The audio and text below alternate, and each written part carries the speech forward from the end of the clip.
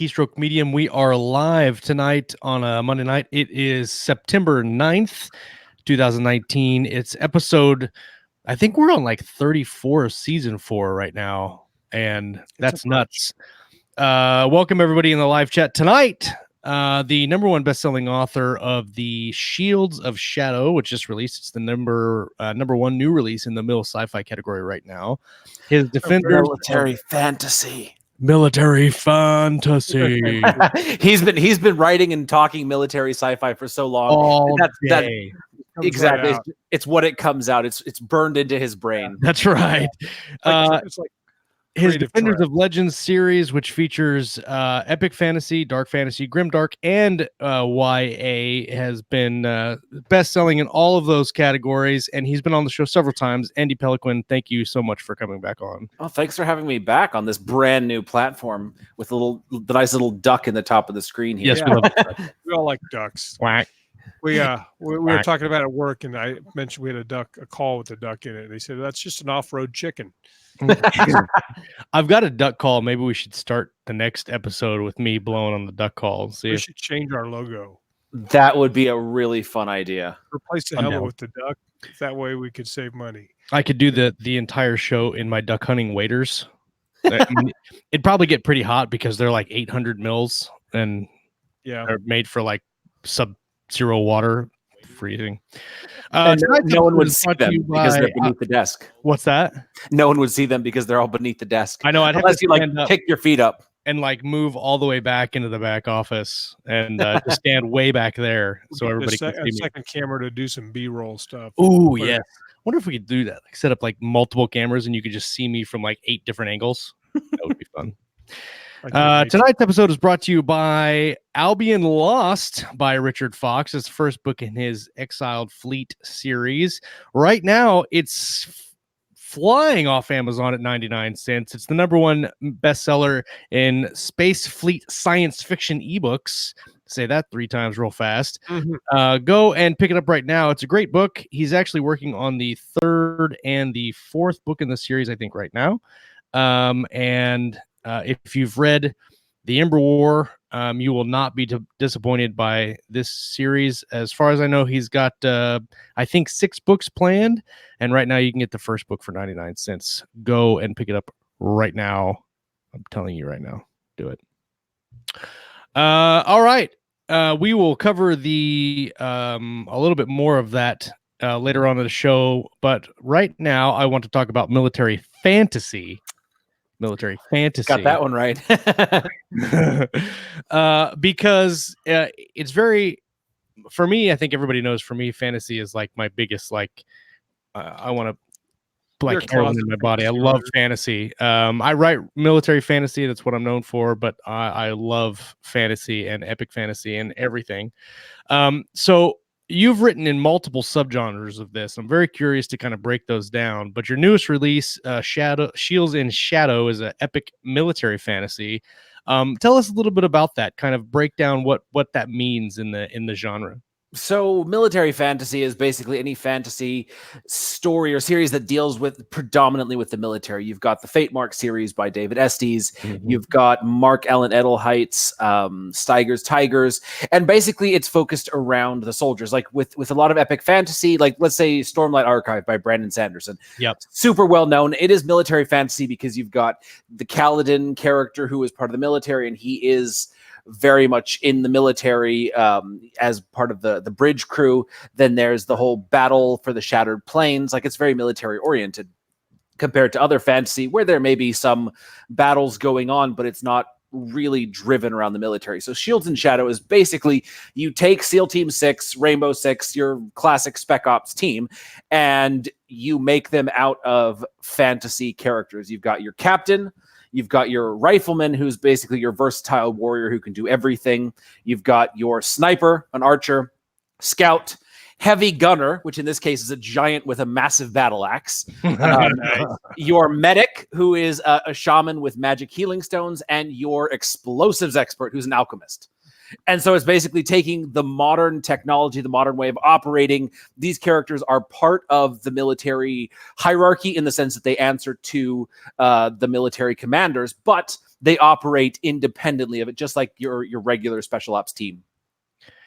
That seems like a really, really simple, like not simple, but like concept that you would be like, yeah, that makes sense. But I don't know that I've seen it.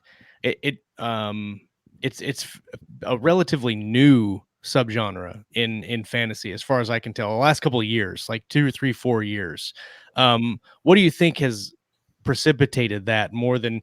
I mean, because you have sweeping epic fantasy, right? Like A Song of Ice and Fire, things like that. You have Sanderson, which is high fantasy, and you have built up magic systems in Mistborn.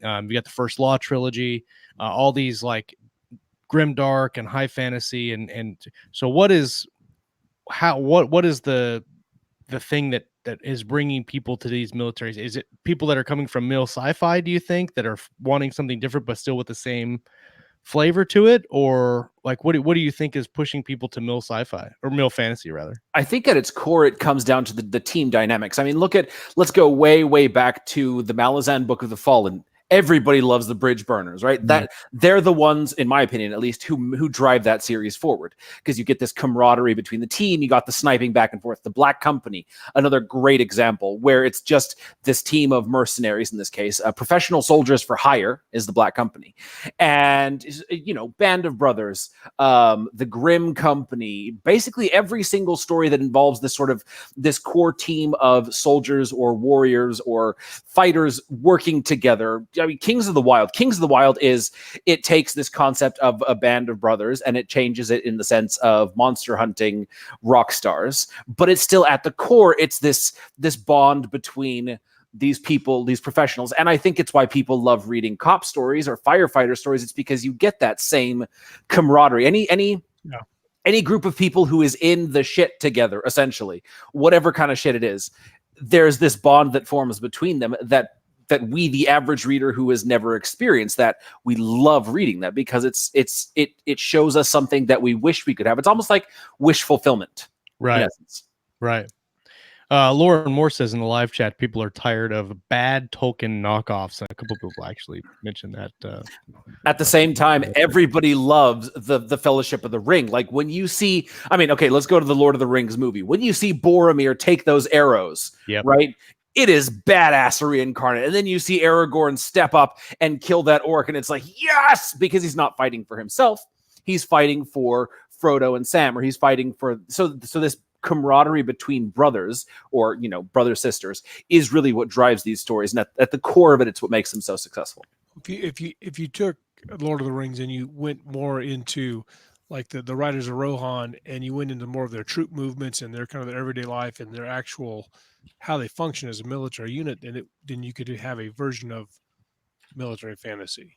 Or even, I mean, for me, the Faramir and the charge towards that, the orc held stronghold, that for me, that would make one hell of a story. It would be like the Charge of the Light Brigade, Absolutely. But in an epic fantasy story. Like that for me would be the battle, or the company of men that I want to see, because then you've got, the character who is burdened by the legacy of his older brother, the expectations of his father. Like Tolkien did us a disservice by not delving into the Faramir character more than he did, because I'd say he is probably the most complex of the characters presented in the story. Absolutely. Well, I definitely agree, because you have a lot of the good characters that don't really have to deal with the selfishness or light and dark of anything. They're very kind of straightforward on their path for most of the story. And you're right. I think that would be, I mean, it would be a cool, almost like I would read a prequel story of him just to see like where he got where he is, because it kind of sucks being the second kid, Yeah, exactly. So tell us a little bit about Shields in Shadow, and this is the new series. You have the book 2 is also up for pre-order. Battle for Peace. It releases on the 1st of October. Coincidentally, my second Edge of Valor book releases on the 1st of October, so we'll have a release date. Nice. So Shields in Shadow, like I said, is this special ops team. Now, in modern military, the special ops, they operate as part of the military, but independent of it, but they have to keep their identities a secret while they are on mission. And so they can't tell their family where they are. They can't say, yes, I was, in action in this place, in this arena, or they can let the family know where they're stationed, but not what they're doing. And I kind of took this to the next level with this because in this series, the characters, they have to pretend they're dead. In the opening scene of the book, the main character, Captain Erevan, his whole company is ambushed and slaughtered to a man except for him. He survives. And basically he thinks he's dead. The world believes he's dead, and he gets found and brought to a secret training camp where he's tended to. And then the Duke, sort of like the second in command of the realm, he's like, look, we need a special force of men to combat the enemy because they're changing their tactics. They're playing smarter. This ambush would never have happened 2 years ago, 5 years ago, but now they're changing things up. So we've got to adapt. And so he says, he has his wife and family at home, but he accepts this burden of command, and he gets 6 elite warriors. Like I said, the sniper, scout, medic, explosives, heavy gunner, and rifleman to work alongside him. And so the first, I think, third of the book is very focused on the team dynamics, on establishing himself as their commander. Like it's a very complex hierarchy that I delved a lot into, talking to people who actually were in special ops, like someone who I did a lot of research for this story. He was a sniper. And he would tell me, he wouldn't tell me specifics, but he was telling me about some of the things they did. Like they marched 1,000 miles to take one shot and marched 1,000 miles back. Like just the kind of things that they did. Right. It's insane. And so preparing these characters for that, one of the characters, he's sort of half Roman legion and half Viking. That's sort of the two sides of the battle, more or less. And so he's learned the Roman legion style of war, but he's also learned the hunting, tracking, woodcraft of the Vikings. And so he teaches them both sides of things. And then the scout teaches them the basics of like advanced horsemanship. And the alchemist teaches them a few tricks, to use herbs and plants for healing. And the medic teaches them things that they need to know for basic field dressings and things like that. So by the time that they write out, about a third of the way into the book, they're very, very capable in all aspects of the special ops unit. Like they each had their excellence. The guy with the big axe swung a big axe really well, the alchemist made stuff go boom really well. But they kind of have to come together as a team. And so that first bit is about him establishing why, after losing his entire company of men, he's still worthy to be the captain of this special force of men, and, getting over the quirks that come with highly capable, highly competent soldiers interacting with each other for the first time. And so then they write out on these missions, and these missions are absolutely impossible. Like there's 7 of them, and they face 100 in their first battle, and they've got maybe 20 people next to them. And then after that, they go and they've got a fort that's captured by the enemy, and it's 7 of them against 1,000, I think 1,200. And so everything that they do is just impossibility after impossibility, and they don't really have any magic beyond the healing magic. So it's like, it's at its core human ingenuity and tactics and strategy. And it was a huge challenge for me to write, but it was so much fun because it's like, okay, what can I throw at them that's number 1, realistic, number 2, impossible, and then can be overcome? Yeah. Were those the only challenges that you faced, doing the challenges of just kind of ramping up you put these characters in a tree and then set it on fire? Or was it making a transition to the military fantasy genre from, say, epic fantasy or grimdark? Because grimdark, there's a lot of people that don't like grimdark. Like the grimdark community is very tight, but the people outside of it, if they pick up a book and they don't realize it's grimdark and they read it, they're like, I don't want to read this. So was it difficult making that transition to the different genres, or did you bring some things from grimdark over? Because your series is one big world, right? The Einen, yeah. And so having the different genres in the same world could be kind of challenging also, I expect. Well, so the tone is set according to the story and the character. For example, the young adult series, Heirs of Destiny, you can't really have these grim, dark, world-weary, cynical characters like the half-demon immortal assassin because they're not old enough for that. Right. But then I find that no matter what I write, there is sort of a dark tone to it, because when there's darkness, it's easier to contrast the light. So it's always, the battles are absolutely impossible. Someone important always dies. There's always emotional and psychological fallout. Like, everything has this darkness, so that when they have these moments of humanity and optimism and hopefulness, it shines all the brighter. So it's easy to do that to military. I mean, because if you look at a military battle, there is absolute horror from beginning to end. You know, Right. A lot of people, like in this one, I don't even touch on all of the aftermath, because most of the time they're there for the battle and then they ride away because that's their job.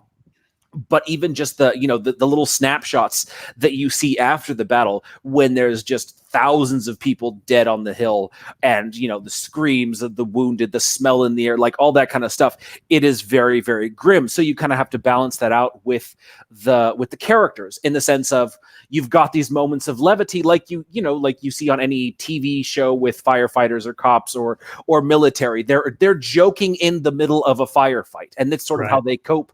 It's how they cope with the fact that death is staring them in the face at all times. It's the kind of conversation where like a normal person walking by would hear it and they go, "What the hell did they just say?" What's wrong with you? You're a horrible human being. for having Grim, that discussion. grim death humor, Yes.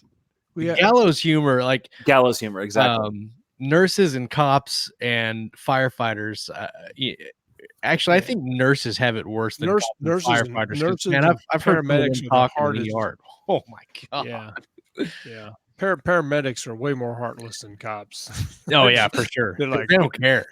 Like they're yeah, guys screaming on the cot and they're like, give him a thing, and they knock him out. They're like, I don't Yeah. care. they've been abused. That's why there's a question in the chat. If you want to get that, Josh. I don't see it. Go ahead. It says, Bart of Today asks, when dealing with the dynamics of of special talents and roles, is it easy to forget to keep their personalities distinct?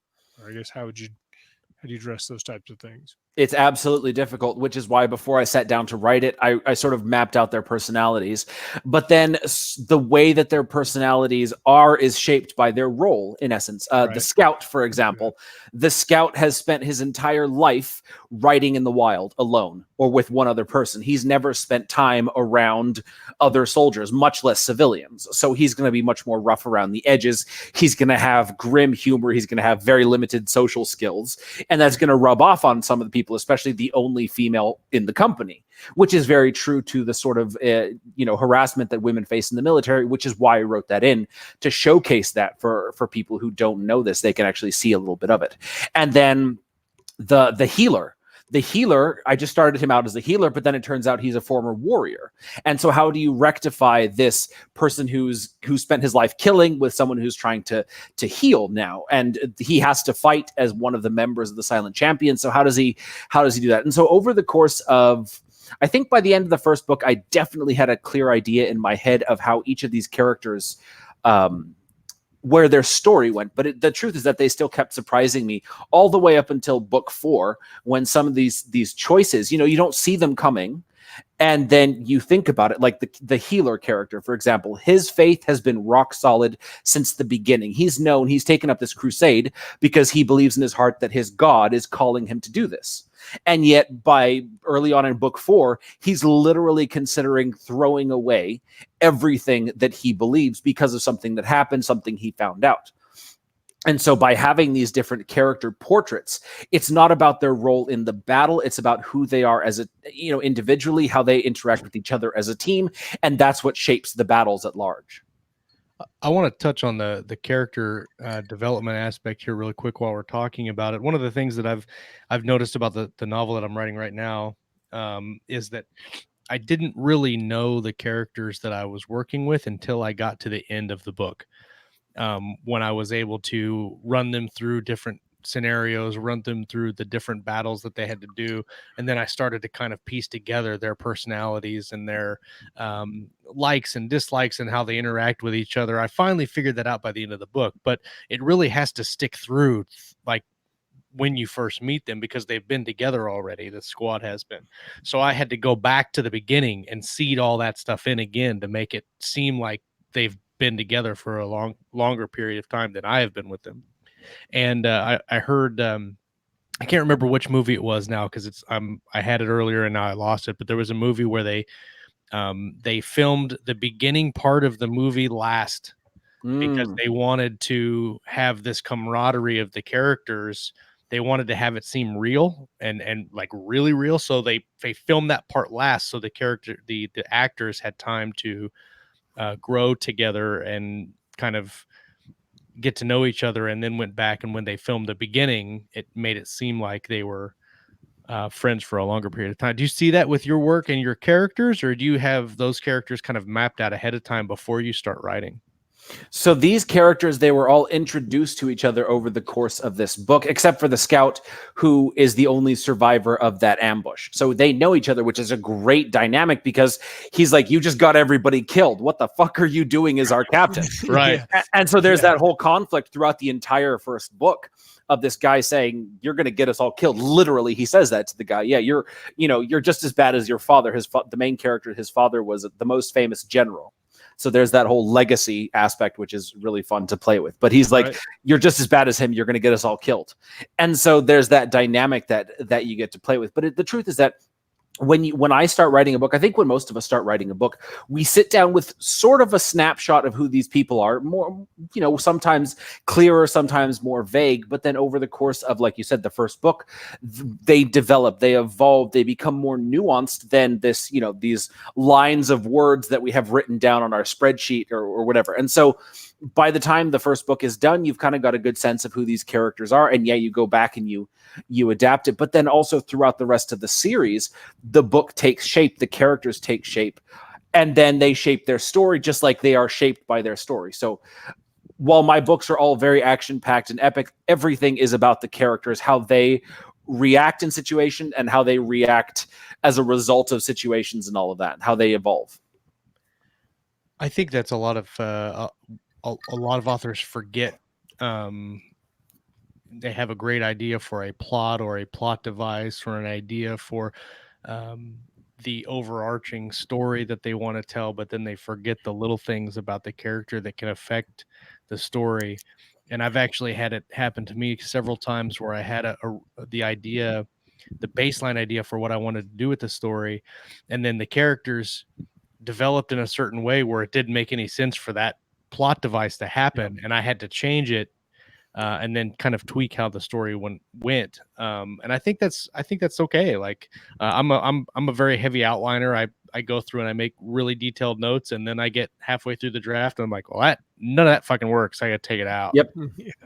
Yeah, and it's part of being, I guess, more like a professional or a professional author, is you sit down with one idea and then you follow through until you have to adapt, and then you adapt and you keep adapting until the story is done, until it's not the story you set out to tell. Maybe it's got a lot of similarities. The battles were the same, or maybe the battles changed a bit because one character is now dead or one character is now missing. That happens in book 2. In book 2, the battle is won by this epic shot, hundreds of yards away, arrow in the eyeball, right? I knew who I wanted to take that shot. And yet, as a result of something that happened earlier that was necessary to build another character, this person wasn't there in the final battle. So someone else had to take the shot. And then they were going on, I took the shot, I'm the badass. And so it led to this humor, it led to this dynamic. And then right, by the end in book 4, they're taking a bet. All right, let's see who can put an arrow into the bad guy's right eye. And if I win, then, you have to do this. If you win, I'm going to burn your boots, just things like that. Just the kind of stuff that happens. And I had no intention of writing that, but because this thing happened and I adapted to it, the story becomes so much more interesting, so much more real. And that's when it's an actual story as opposed to the hand of the author. No, I want you to go. I'm going to push you right where I want you to go. You're sitting in front of your computer and like banging your head against the keyboard. Like, exactly. I'm telling you to do this. I'm in charge. You do what I say. Exactly. And there is a lot of that. There is a lot of times when you as the author, you can figure out, I have this battle in mind. How am I going to get my characters there? It looks impossible. Let's figure out how to make it possible. But there's a difference between figuring out the way to make certain plot points work and forcing your characters to adhere to the plot. You can still get the characters to with the plot ending that you want them to be at, but the route they take will adapt according to who they are and how they've evolved over the course of the story. You have to be able to roll with the punches and recognize something that's, a positive development, especially in the character development. You also have to be disciplined enough not to, I love this character that really has no point in the plot, and I'm going to go follow him around someplace. I've done that before, and then I want to have to cut him or change the whole plot. But in the chat, T.S. Huddle says my characters frequently tell me to go screw myself. So they're busy. Yes, I agree. I'm right there with you. I want to talk about kind of the overall world aspect of how you've included all these different stories and what goes into kind of keeping that world alive and thriving and have people coming back to it. I want to touch really quick on the show sponsor again, and then we'll move on to that. The show sponsor tonight is Albion Lost, the Exiled Fleet Book 1 by Richard Fox. Right now it is on Amazon on sale for 99 cents. Or it's I think it's in Kindle Unlimited as well. No, it's not. It's just 99 cents. Disregard what I just said. Okay. It is for centuries the Daegon waited, they plotted, and now they are ready to strike. The core worlds of settled space enjoy a tenuous peace, unaware and ill-prepared for the threat building beyond the furthest reaches of humanity. The star kingdom of Albion stands as a light shining of justice and mercy in a harsh galaxy, and they will be the first to suffer the Daegon's fury. Defying his lowborn status and despite his self-doubt, Commodore Thomas Gage has risen through the ranks by sheer grit and determination, defending Albion from brutal pirate clans. And when the onslaught comes, Gage and his family may be Albion's last hope of freedom. A new military sci-fi series for fans of Honor Harrington, Earth Alone, and Old Man's War from the author of the best-selling Ember War saga of Doom. Richard Fox is this Albion. He started this a couple last year. Let's see, when did he put it? 2017 is when he published the first book. He wrote the first two books, and then he had to go back because Iron Dragoons won the Dragon Award for best military sci-fi. So he had jumped on that for a while. He had to I'm going back to this. So now he's coming back to the series, and he'll be writing it this year. But you can start it now for 99 cents. Go check it out. I hear a kid crying. Hold on, Scott. You take over. I'll be right back. What? I can't take over. Let's stay around. Let's wait. Everybody count sheep until Josh gets back. Let's make snide comments behind Josh's back. Right. There's a golden opportunity that cannot be passed up. So if we're going to write Josh into a fantasy, so let's say Josh was going to be put into your squad of super elite fantasy warriors. What would he be?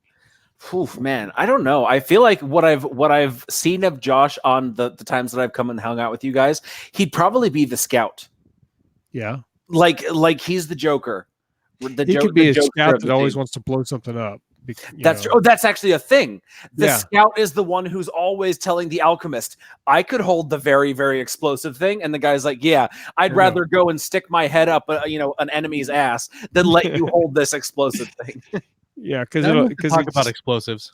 Yeah, we may have said some things about a certain new character to be introduced. It's funny though how these characters, they almost write themselves. Like you came up with exactly the same thing that I did for this scout, this character who's such a like a joker, and he's like, I want to play with the explosimes, and so the alchemist is literally always telling him, go away from this because you're going to blow us all up. And so exactly. Finally, I think at the end of the book, or like in book 4, in one of the final battles, he finally gets to play with an explosive, and he doesn't kill anybody. But that was the whole thing. Like it was a running joke the whole time. Exactly. Yeah, because you're always trying to play with the expected versus unexpected, and put some twists in there, and have that conflict between characters, because you have your conflict for your overall story, but your characters have some conflicts, and some of it's not bad conflict. Makes it interesting. That's where you get some of the best stuff. And it was probably the most enjoyable moment that I had in the series is when I had two of the characters tell each other that they love each other by saying "fuck you." Like one of them Real is life. one of them is dying, and the guy, he's trying to, sort of say goodbye to everybody, and the guy's like, "No, save your breath. When you're back into full health, you can tell me how I'm the paragon that you admire so much." And the guy's like, "Fuck you," and he's like, "Fuck you too, man." There you go, man. It was like just a Bud Light perfect. commercial. Exactly. Which incidentally is pretty much how almost all guys say "I love you." Like Exactly. Yeah. Yeah. Or we're so misunderstood sometimes. That's right. A really interesting thing for people who like this sort of this vibe is the SEAL Team TV show. I could not watch that show at night, like before going to sleep, because I would get ideas, like the way the characters talk to each other. A lot of the lines in the book were inspired by things that some of the characters said to each other. Like there's one character, Sonny Quinn, who's this Texas, I think he's the heavy gunner of the team, but he's always joking and cracking wise. And, he's just that kind of guy who's always got something to say. And every time I would watch the show, I would get an idea of something to say and something. So I had to stop watching it at night. I would, watch it during the day or something, just so that I wouldn't come up with all kinds of ideas. I want to start the ball rolling. Exactly. Right, at the wrong time. Corvo's being very poetic in the chat. I'm gonna put him on blast here because Corvo's being poetic. Corvo says, "I looked upon Josh as he chopped firewood in the sunlight. My lips quivered from excitement as I gazed upon his battle-scarred back. Would he notice me, the lowly daughter of a pottery shop owner?"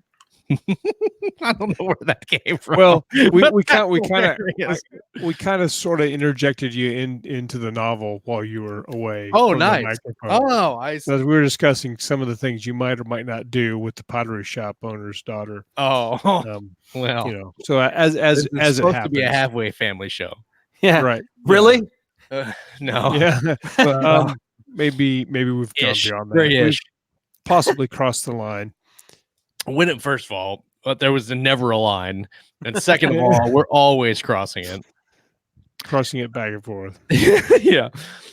So one of the questions I had earlier, when you mentioned we were talking about your box sets, and you have, I think 4 or 5 different box sets with how many books did you say total included in those? It's 18 books, 4 box sets right now. And they're all 18 books in the same world. Yep. And so what I'm interested in is everybody always talks about doing these long running series, and then you have people who have written for 30 years, like David Weber, who's got this Honor Harrington series, where you have phenomenal books in the first 9 books. They kind of drop off a little bit, 10, 11, 12, and then they come back around full circle as you get to towards the end of the series.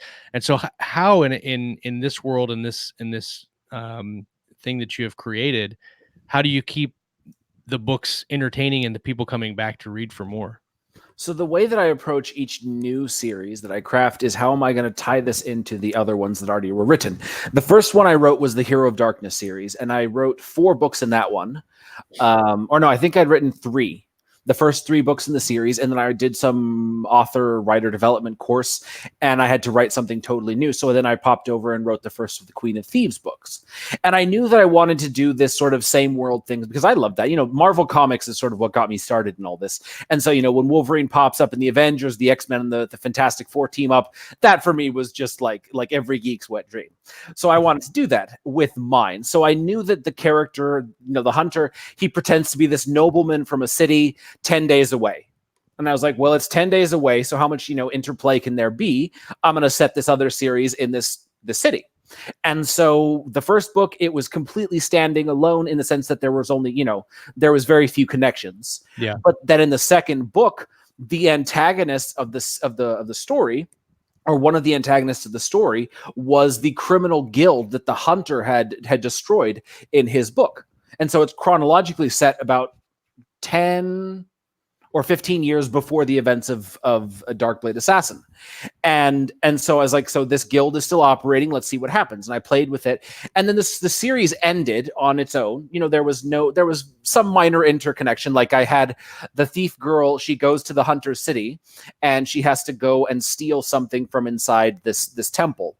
And it happens that one of the things she steals is the alchemical clay that the hunter uses as his masks for his disguises. And when I came to that realization, I was like, oh yes, it's on. and so I had that, and it never mentions that it's what what he uses. She just gives it to the guy who's there with her, and then in Darkblade Assassin, that same guy is the hunter's purveyor of all things alchemical, and so it's sort of hinted there gently. Right. And then by the end of the series, the story had wrapped up, and I was like, okay, I've got to find a way to bring these two together, because a lot of readers were like, I love this character and I love this character. Get them together, put them, face off, essentially. And so I found a way that I could have her series indirectly responsible for everything that happens to him. Essentially, she hires him to kill someone that he ends up killing in the opening scene of Darkblade Assassin. And it was just this mind-blowing moment that I was like, wait a minute, I actually did this. I actually made this happen. And so then as I was working on the rest of the Hero of Darkness series, I knew I wanted to have them actually team up together, appear in the same book, face each other over some conflict, and one of them goes to the other one's city. They meet, they fight, they realize they need to work together. They work together for this glorious climax of badassery, right? Which is what I love. True. And so then I came up with worthy goal. Yeah. I came up with the premise of Darkblade Justice, which is basically a murder mystery crossover, in the sense that he goes to her city hunting demons and she's hunting a serial killer.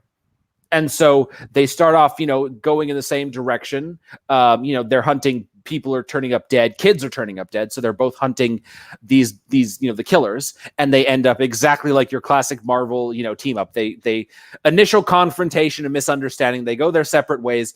Information comes in. Oh, we need to work together, tense initial meeting. We're going to work together. We go and kick ass. I wrote it like a murder mystery and a Marvel comic team up, because it's what I love.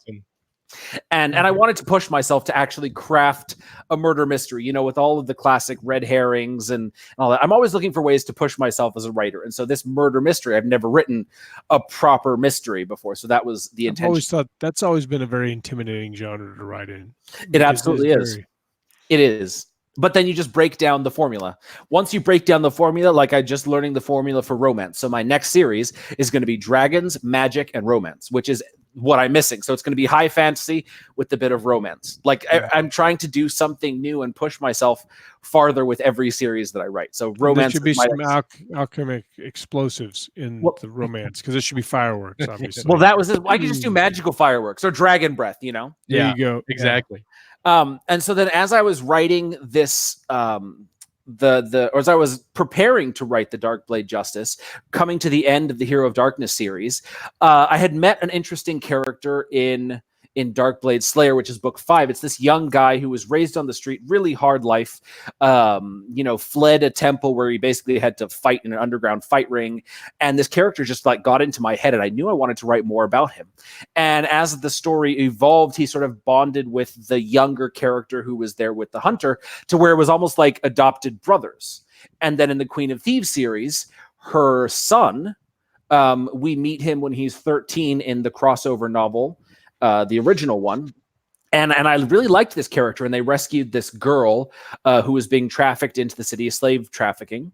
And so then I had these 4 young adult characters that I found very interesting, and I wanted to do more with them.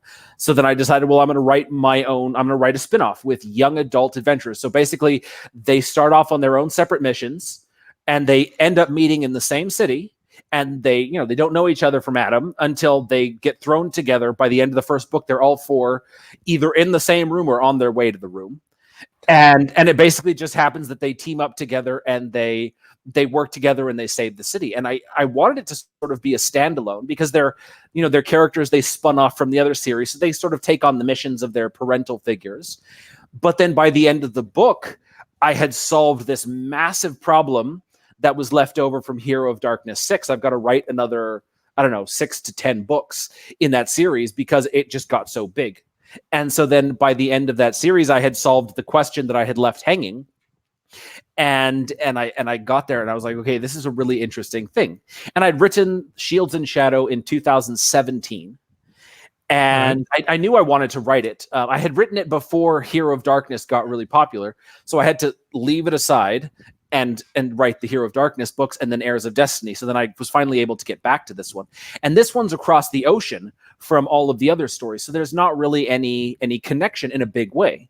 But then I had found a way in book 1 to write in the antagonist from the Thief series as a protagonist ally for these soldiers. And so it's this fun play on perspective, because it's a thief and he's the Duke. He's the law and order and she's a thief, obvious antagonist. Right. But in this one, he's a captain and they're captains and armies. So obviously they're going to work together. And I had so much fun with that. And so then I kept trying to find ways to do it. So book 2 introduces this company of legionnaire soldiers that come from basically my world's version of French wine country, wine and brandy country. And I have a series that I'll do about this giant bounty hunter. Like, he's basically 7.5 feet tall. He wears full on plate mail, and he's not the kind of guy who leaps across rooftops. He sets traps, makes them come right down the middle, and he just takes them down. And so I dropped that character in for when I actually get to write him later on.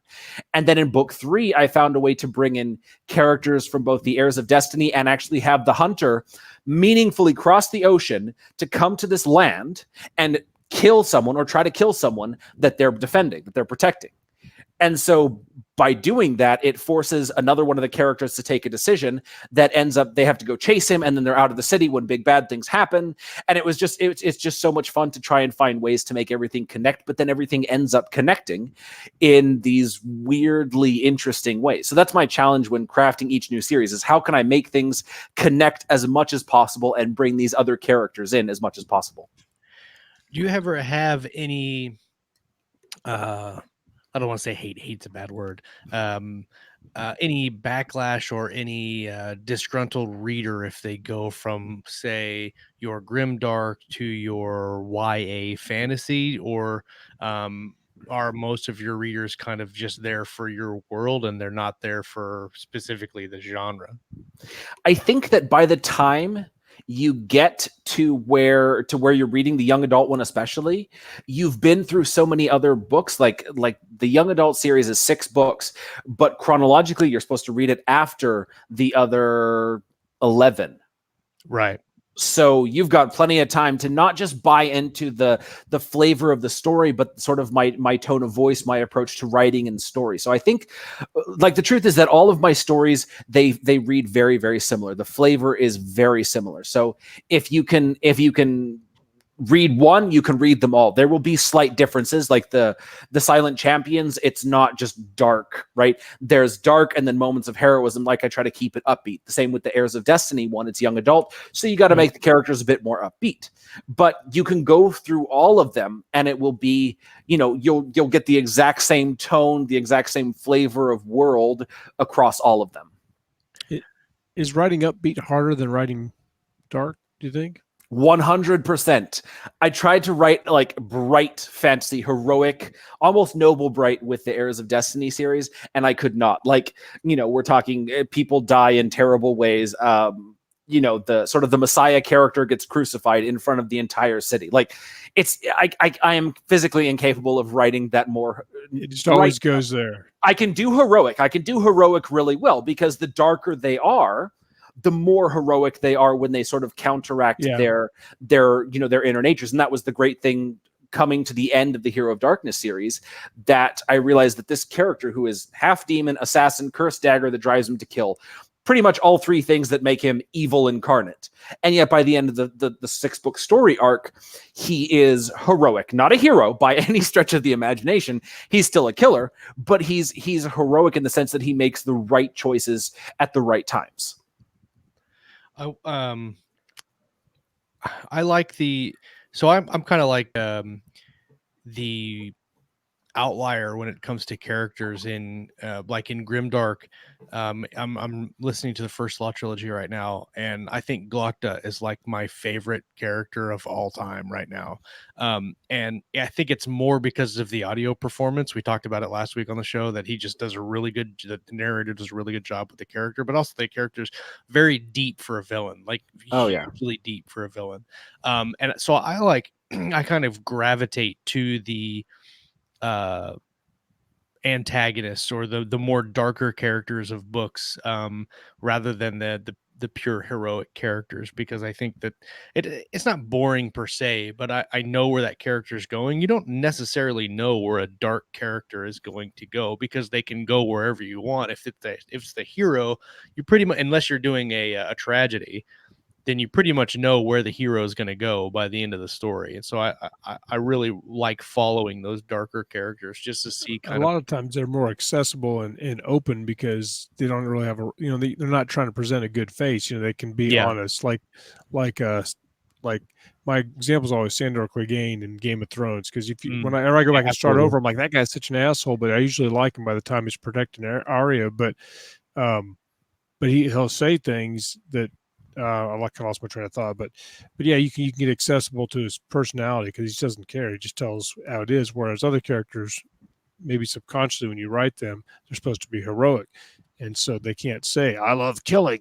I just like to kill people. It's a good time. Yeah. That's what I do." Well, you can play with that. Actually, that's what this giant bounty hunter, his whole thing is going to be, that he sort of lost himself in a battle rage, and he, it feels good, obviously, and so that's it's going to be his inner struggle. But then I tend to have a little bit more optimism in my writing, in the sense of I walk away, I leave readers feeling hopeful. Whereas Joe Abercrombie, Lord Grimdark himself, is just like, let's go down to the and the truth is that it takes amazing skill, probably more skill than I possess, to write a character like that, because he doesn't leave you feeling hopeful at all about 90% of his storyline. And yet I keep going back to his stuff. I modeled this story a lot after his book, The Heroes, because I loved that battle, just how gritty and brutal and ruthless it was. Just seeing, like, he does this really interesting thing where he head hops, right, by the person who kills. So, like, let's say there's one warrior who's fighting and he gets killed, and then we go to the head of the guy who killed him, and then he's fighting a little bit more, and then he gets killed, and then and that, for me, it was just like, man, you make us care, even in those couple of sentences, those couple of paragraphs, just enough about each of these characters, that when they're killed, it's not like, oh my God, this is the end of the world, but it's a little bit like, you get that thing. Very cinematic. Ritchie kind of thing going there. Exactly. So he's Joe Abercrombie for a reason. I don't know if I will ever have the skill to approach his style of writing, because his stuff, like Sandan Glokta, or the way that he portrays Jezal Dan Luther, or Logan Nine Fingers, that is a skill that takes a lot to write. And so, hats off to him. I think Glokta is the first character that I've ever read where the entire time we're in one of his POVs, I'm physically in pain while I'm reading it, because he's just so good at kind of bringing that out and giving that to the reader, because Glokta's been through so much, and he, he's missing teeth and his leg don't work all the time. And if you haven't read it, and you can read Grimdark. I know a lot of people don't like Grimdark because of that, but it's one of my favorite Grimdark stories.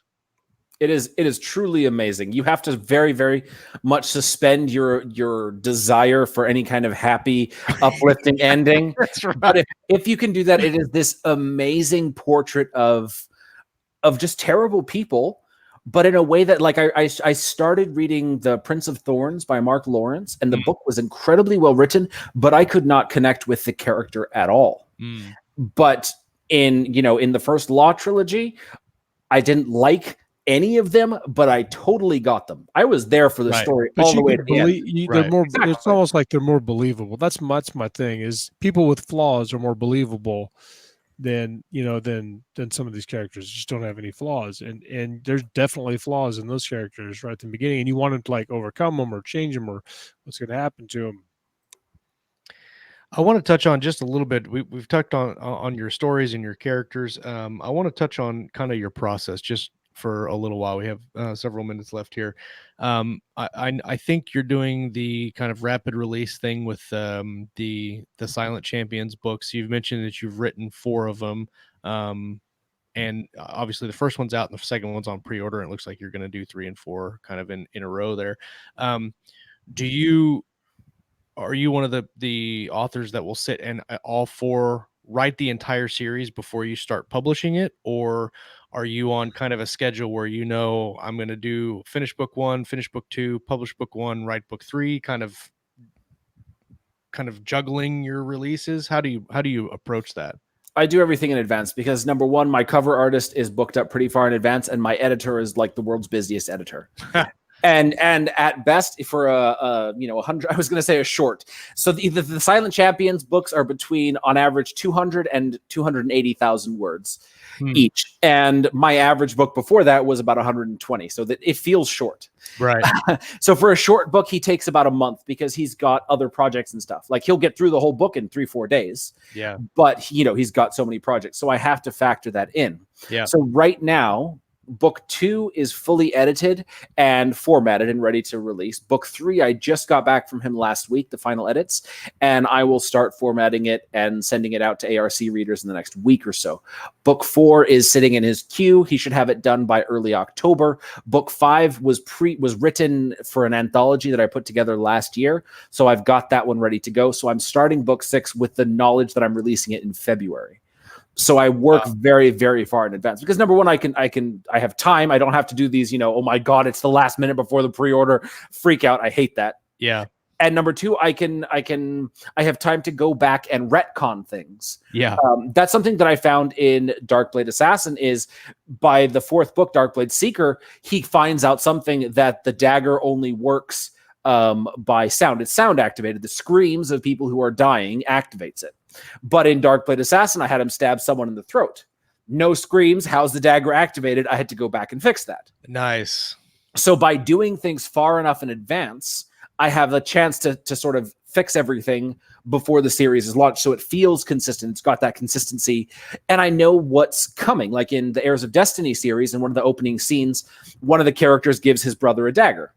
That dagger saves their lives at the end of book 1, but it also saves their lives at the end of book 5. And I knew that going into it. And so as I was writing it, because I do these things so far in advance, I can make sure that everything is properly aligned for the launch. And then I can do the rapid release with far less stress. Nice. So I come at this from my genre in mill sci-fi, when the rapid release is well, yeah, I think that crosses all genres. But do you see that negatively affects or positively? Could you release your big volumes like one every 6 months and still have the same kind of success that you would have, or are you seeing the success you think because of the rapid release? I would say that a lot of the success is attributed to the rapid release because you have people who are just chomping at the bit to get to the next one. I know I'm like that. I mean, the fact that it's been 3-4 years or 2 years at least since the last Lies of Locke Lamora book came out. It's stressing me out. When am I going to get the next one? I'm that kind of reader that I want to just binge read everything. So for me, as an author, trying to give the readers what they want, just saying, hey, look, like Battle for Peace comes out in 3 weeks. I've already had people say it's going to be a long 3 weeks because they binged through the book in the first 2 or 3 days. And so being able to give them that, for me, it's so much more fun because then I can say, okay, here's what's, here's a little tiny teaser. Now wait for 3 weeks, but it's not, here's a little tiny teaser, wait for 3 months, or 6 months. But also I write really fast. Like I produce about 30 to 40,000 words a week. So sitting on a book for so much time just doesn't make sense for me.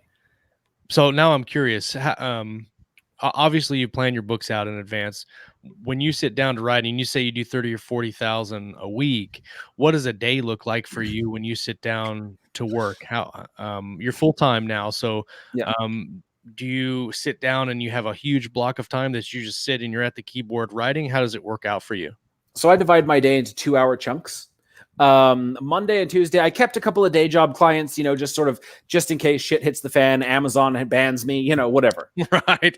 And so I have I do copywriting as the day job. So I'm basically, I've been sitting in a chair on and off for 10 years. Yeah. So I have Monday and Tuesday mornings for the day job stuff. And then, business, newsletters, marketing stuff, studying, whatever I need to do. But Monday and Tuesday afternoons for 2 hours, 2.5 hours, it's writing. And I can do about 2,000 words in an hour, 3,000-4,000 words in a 2-hour shift. So Monday and Tuesday, there's one each. And then Wednesday, sometimes I have some work I need to do in the morning. Otherwise, it's a full day. That's 3 2-hour shifts, 7 to 9, 11 to 1, and 3 to 5. And I do that Wednesday, Thursday, Friday. So at 2,000 to 4,000 words an hour, a conservative estimate is 30 to 40,000 words a week. Is that all typing or is it voice dictated or what? Typing, 100%. Wow. Yeah. There's sometimes, man, while I sit down and I get like 1,000. I'm very slow when it comes to writing. I'll sit down for an hour and I'll look and I'm like, oh, I got 900. That's good. And the next hour I got 300. That's awesome. Fantastic. Yeah, it's something. So when I was doing the day job, I had to make a certain amount of money kind of per day to support my family. Sure. Like I was teaching English in Mexico City at the time, and slowly over the course of 9 months or so, I ended up making enough money doing copywriting that I could quit, but I still had to support my family. So I knew, okay, you can't stop until, you've written this many articles, because I know I get paid X cents per word. So I need to make this many words to make it count. Right. So it's been very much trained in my brain that you do this much and then you're done. So I know that I have 1 or 2 chapters, sort of depending on what I'm writing at the time. My chapters are 2,000 to 4,000 words a piece. So you write this, you don't stop until it's done. And then when it's done, you get up and walk away, guilt-free. So I know that when I come to the end of my chapter, or sometimes when it's in the middle of the chapter, but it's like a really emotionally draining scene, I'll get up and I'll be like, I put everything I had on the page. I need to recharge. So I'll, cook breakfast or clean up my kids' breakfast dishes or cook lunch or whatever. Right. I like the 2-hour blocks, the 2-hour block things. Yeah. Any more than 2 hours, and I can feel my brain start to struggle. Like you can feel it's sort of the length of the caffeine high from, the coffee or whatever you're drinking. So 2 hours is pretty much the sweet spot for me. And you have to get rehydrated and let the caffeine kind of wash out and then start. Exactly. You got to cycle it. You got to cycle your caffeine. You can't exactly drink it all. Oh man, this last week I've been doing caffeine in the morning, and then I'll start caffeine about 8 o'clock again at PM, so I can push through because I'm behind on a deadline, and I've been spending like 16 hours a day and like just smashing my keyboard trying to get Valor 2 done. I'm getting there. It'll be done this week, hopefully. Well done. Yeah, it's I thought that I was way farther ahead than I thought I was, and I go back and I look at my Scribbler file and I've got all these chapters lined out, and I'm like, oh, I'm so good. And I have little icons that I do so I know certain things are done, and it's color coded for characters and all that nonsense. But so I go through and I look, and I hadn't changed 2 of the icons. 3 of the icons to where I needed them to be, and the chapters weren't written yet. And I was like, oh crap. I've got like 4 chapters that are not written at all, and I still got to go. Oh god, it was horrible. And this is another reason that I do it so far in advance, is because I set out to write 100 to 150,000 word novels, right? Yeah. The last one that I wrote was 220. If I was on a super tight release schedule, no way I could do that. So going at it like this, I know that I want to, like I told my readers at the beginning of this year, September was the tentative date, right? I knew more or less that I wanted to hit September, but I didn't hammer anything down until I had book 3 in the bag. And I knew, okay, book 3 was 280,000 words. I'm going to do my damnedest to keep book 4 around 200,000. At the rate that it took me to write book 3, it'll take me this long to write book 4. Okay, I can get this deadline. I can hit it. Yeah. But had I gone into it saying, all right, I'm going to release the books in July, and then it turns out that the book was 200, 280, and 230, I would have been so screwed. So that's why I like doing it in advance, so that I can really let the story breathe, and the characters take life of their own. I mean, and this is why the Silent Champion series became so long, is because every one of the characters needed their moment in the sun. They needed their trials and their tribulations, their emotional difficulties, their moments of badassery. Yep. And that takes time. It takes words. You end up writing a conversation between 2 characters, and then someone else jumps in, and then someone else jumps in, and it's 4,000 words. It's 4,000 words. Yeah. Yep. Exactly. So doing it in advance gives me time to say, I've got time to let this story breathe, even if it's going to take me another month to get it done. By the end, it's just going to be this beautiful piece of awesomeness where these characters can live and breathe as much as I can make them. I see the Podium. Your audiobooks are done by Podium, who I love. And they like to do publishers packs, but yours are long enough, obviously being fantasy, that they're just single standing books. So that's cool. And I also see that you have Mark Vitor narrating them, who does another book I really like. He does my book. He's one of my Nice. one of my favorite author or readers right now. Nice. So He did good. the Black Company. So when I heard that Yeah. he was doing that, I was like, yeah, he nails I the really like world his weary voice of the hunter like perfectly. I nearly cried when I heard it. I was like, yes. I really like the way he reads because he's got good variety. And it's just easy to listen to. It's good stuff. Okay, well, we are coming to the end of the hour, and like always, when we have a really fantastic guest on, it kind of flies by, and you're like, man, it's been an hour already. So A Battle for Peace is coming out in October 1st. Yep. And Shields of Shadows is out right now. You can go pick it up for 99 cents on Amazon. Let me find the link here, and I'll put it in the show. It'll be 99 cents till about next Tuesday. Oh, better get on it then. Get on it. Shields in Back Shadow. now. It's amazing how many books have sort of the shield and shadow, like Shield of the Shadows, Shields of Shadow. Like it's a character. It's a keyword rich title. That there's a few options. Oh, that's what I was going to ask you about. So you were talking about doing like 5-6 books and then rapid releasing. So obviously it's going to take you a while to get to that point where you're going to release. What do you do between the series? So my question is, before you released book 1, you're just writing all these books, right? Yep. Did you have releases during the times where you're just writing all the books, or did you go for several months without having a release? Kind of like Ben Hale, he'll write for like 6 months and then publish for 6 months and then write for 6 months and then publish. Is that kind of what you do for these series? Well, so this year I was lucky enough to have in late 2018, basically between June and December, I binge wrote 5 books, knowing I was releasing them in January. So January, February, March, basically like that. And then I had box sets. So then I did the box sets in June, July, and August, and I was able to relaunch the Queen of Thieves series in all last month, all 3 books and the box set last month. So I had this to sort of tide me over. Now I know that I've got Silent Champions books until February. And depending on how things go, I also have 2 box sets. Like the books are so long that if I did all of them in one box set, they'd be over the 3,000 page maximum. Right. So it makes more sense just to do 2 box sets. So I've got that, which could take me all the way March, April. That gives me time to write the first book of a new series, which I'm already plotting out, starting to work on, high fantasy, dragons, magic, romance. It's kind of it's one of the subgenres I haven't done yet. So I'm going to do that one next. And if I work hard enough, and if these books are short enough, I'm really going for short books. And by short, I mean like 120,000 words.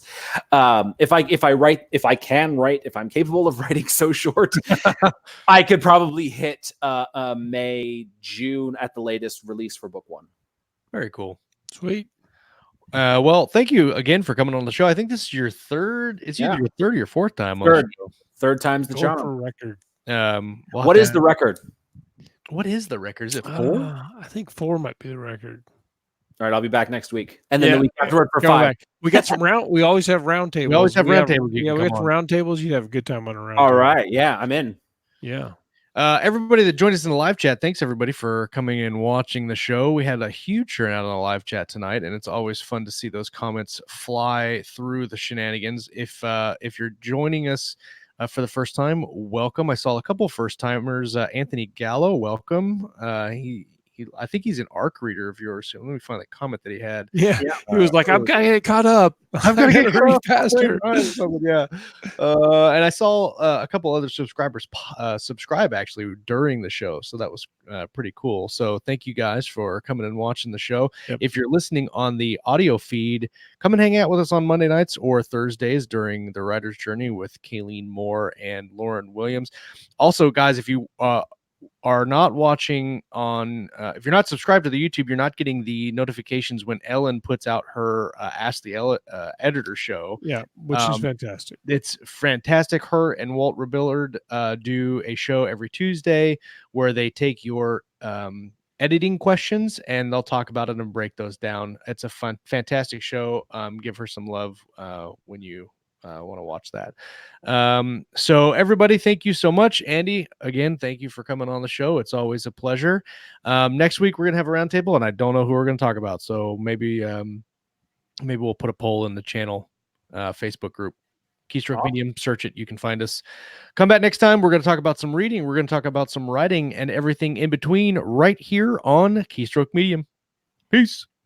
Bye. Hasta la vista. Hasta luego. Hasta luego.